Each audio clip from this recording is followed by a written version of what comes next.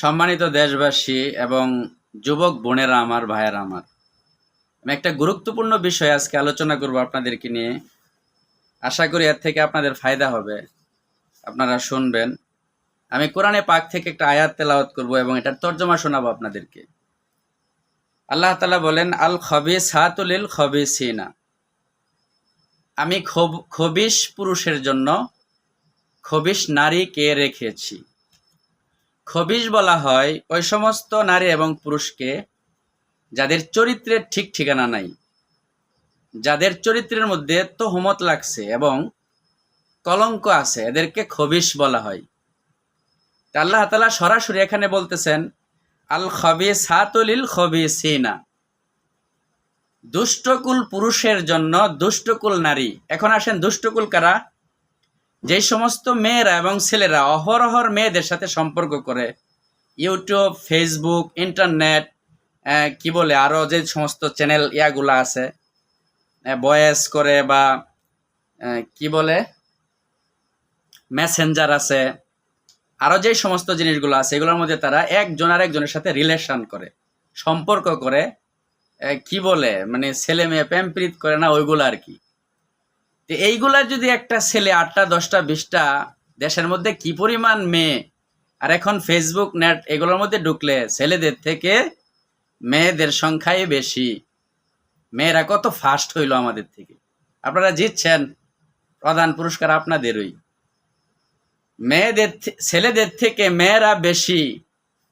আগে মেয়ে দেখে বিবাহ করা লাগতো, এখন মেয়েরা ফেস করে ইউটিউবে আইসা, ফেসবুকে আইসা আগে নিজের চেহারা দেখা লাইক করে যে আমাকে কেমন লাগলো, আমাকে কোনো ছেলে বিবাহ করবেন কিনা, থাকলে আমার মেসেঞ্জারে কল করেন, নাম্বার দেন, ইত্যাদি ইত্যাদি। আমরা ছোট্ট সময় দেখতাম মেয়েদেরকে 1000, 2000, 500 টাকা দিয়ে মেয়ে দেখা লাগতো, আর এখন মেয়েরা ছেলেদেরকে দেখে খুঁজে। কত জামানা, কত উল্টে গেছে। এইটা সম্মান হইলো না সম্মান হইলো আল্লাহ পাকই ভালো জানেন, আপনারাও তো হয়তো বা কিছু জানেন। তে আল্লাহ তাআলা বলতেছেন যে খবিশ নারীর জন্য, খবিশ পুরুষের জন্য খবিশ নারী রাখছি। এখন এই কথাটা তো অন্যদিকে গেল না গা, অনেকের তো গায়ে লাগছে। আসলে কথাটা আমি বলি নাই, বলছে আল্লাহ তাআলা যে খবিশ পুরুষ কুলের জন্য আমি খবিশ নারীকে রেখে দিছি। এখন আমরা যারা এই কাজের মধ্যে লিপ্ত আছি, বিভিন্ন বাইকে করি, সম্পর্ক করি, বা বিভিন্ন ভাইয়া বিভিন্ন বোনদের সাথে সম্পর্ক করে, পরে আবার কিছুদিন পরে বিবাহ হয়ে যায়, এটা সেইটা, একজনের বিবিকে আরেকজনে বাগায় নেয়, আরেকজনের বিবিকে আরেকজন বিবাহ করে ফেলে, তালাক হওয়ার আগে, ইদ্যত পালন করার আগে, তার ইদ্যত খতম হওয়ার আগে আরেকজনের সাথে বেগে চলে গেছে। আবার সরকারি যায় সেটা কোর্ট ম্যারেজ করা হয়। আপনি যেটা ইচ্ছে ওইটাই করলে কি শরীয়ত গ্রহণ করবে? আপনি জানেন মাসালা আপনি জানেন? আমরা তো জানি না, অনেক সময় আজ আমাদের বাপদাদাও জানে না মাসালা। তা আপনি যে কোর্ট ম্যারেজ করে ফেললেন, কোর্টের কয়টা লোকে শরীয়ত সম্পর্কে বিজ্ঞ আছে? তারা ইদ্যত সম্পর্কে কতটুকু অভিজ্ঞ, বা এই সম্পর্কে কি মাসালা, কি ফতোয়া দিবে? আর সরকারিভাবে কোনো ফতোয়া বা কোনো ওই কি বলে এই কাগজ হয়ে গেলেই কি এটা শরীয়তে বৈধ হয়ে যাবে?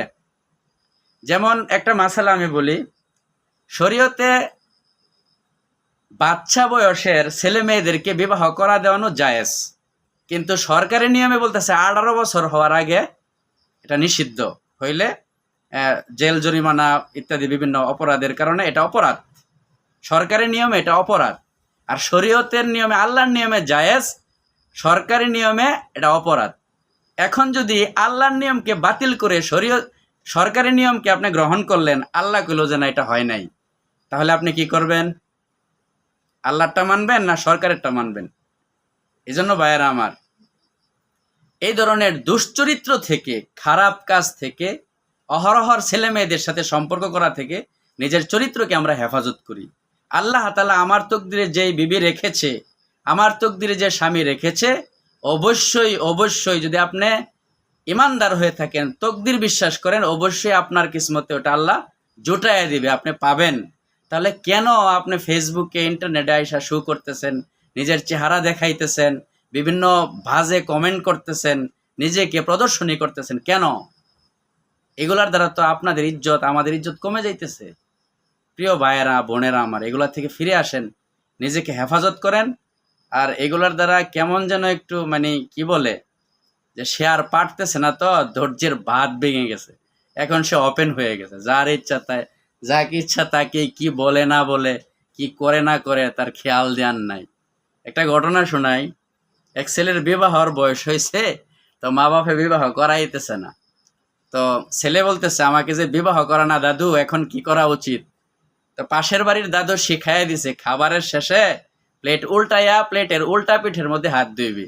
তখনই তো জিজ্ঞাসা করবে যে এই উল্টা পিঠে হাত ধুইলা কেন? তখন তখন তুমি উত্তর দিবা যে আমি কত বড় হয়েছি, তোমরা কি বুঝো না কিছু? না, আমাদের দেশের আমাদের বোন ভাইয়াদের অবস্থাও তাই হয়ে গেছে, যে আমার যে বিবাহের বয়স হয়ে গেছে এটা কি সমাজের লোকে বা মা বাপে বুঝে না, দেয় না কেন, করা না কেন? এই জন্যই তো আমরা উল্টা কাজ করতেছি। ভাইয়েরা আমার, বোনেরা আমার, এইগুলা করা ভালো না। এগুলা দ্বারা নিজের ইজ্জত নষ্ট হয়, নিজের চরিত্র নষ্ট হয়ে যায়। আখেরাতের সবচেয়ে মূল্যবান, আল্লাহ রসুল বলেন, কিয়ামতের মাঠে মিজানের পাল্লার মধ্যে সবচেয়ে বেশি ওজনই হবে মানুষের আখলাক, চরিত্র, ব্যবহার, চরিত্র, এগুলা ওজন হবে। তাহলে আপনার দামি সম্পদটা আপনি কেন নষ্ট করতেছেন? অনুরোধ করি আপনাদেরকে, সম্মানিত ভাই ও বোনেরা, কষ্ট পাইলে আমার মাফ করে দেন। আপনাদের আমার ভালোর জন্য এটা বলা হয়েছে। আসুন আপনারা ফিরে আসুন, আমরা ফিরে আসি এই সমস্ত অশ্লীল কাজকর্ম থেকে। আল্লাহ তাআলা আমাকে সহ সবাইকেই হেফাজত করুক। আসসালামু আলাইকুম।